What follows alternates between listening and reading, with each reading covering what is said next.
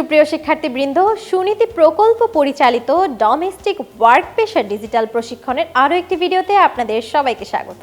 আজকের ভিডিওতে আমরা নন ইলেকট্রিক রুটি মেকারের ব্যবহার করার পদ্ধতি শিখব। আমাদের রান্নাঘরে নানান ধরনের গৃহস্থালী সরঞ্জাম আছে, কিন্তু নন ইলেকট্রিক রুটি মেকার হলো এক দারুণ সহায়ক যন্ত্র যা দ্রুত এবং সহজ উপায়ে গোলাকার ও নরম রুটি তৈরি করতে সাহায্য করে। এটি বিদ্যুৎ ছাড়াই কাজ করে এবং সহজেই বহনযোগ্য। আজকের ভিডিওতে আমরা জানব নন ইলেকট্রিক রুটি মেকারের প্রধান অংশ, সঠিক ব্যবহার এবং নিরাপত্তা নির্দেশিকা। তাহলে চলুন শুরু করা যাক। নন ইলেকট্রিক রুটি মেকারের প্রধান অংশ। প্রথমে চলুন নন ইলেকট্রিক রুটি মেকারের প্রধান অংশগুলো চিনে নিই। বেস প্লেট, যেখানে আটা রেখে রুটি পাতলা করা হয়।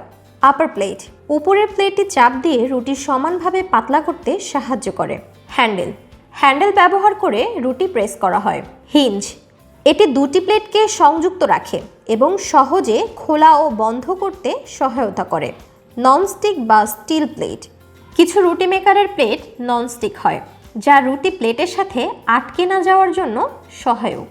রোলিং সিস্টেম, কিছু মডেলে ছোট রোলার বা চাপযুক্ত প্রেস থাকে, যা রুটি তৈরি করা সহজ করে। ব্যবহারের আগে কি করবেন? নন ইলেকট্রিক রুটি মেকার ব্যবহারের আগে কিছু গুরুত্বপূর্ণ বিষয় নিশ্চিত করুন। হাত পরিষ্কার রাখার জন্য ফুড গ্রেড গ্লাভস ব্যবহার করুন। ব্যবহারের আগে বেস এবং আপার প্লেট পরিষ্কার করুন। নন ইলেকট্রিক রুটি মেকার চালানোর নিয়ম। এখন আমরা শিখব কিভাবে নন ইলেকট্রিক রুটি মেকার সঠিকভাবে ব্যবহার করবেন। রুটি মেকারটি সংগ্রহ করুন। আটা সংগ্রহ করুন। আটার বল তৈরি করুন। ছোট গোল বল বানিয়ে নিন, যা সহজে চ্যাপ্টা করা যায়।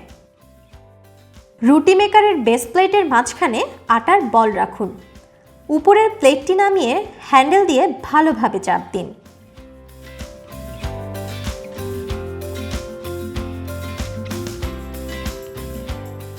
রুটি পাতলা হয়ে গেলে রুটি মেকার থেকে বের করুন।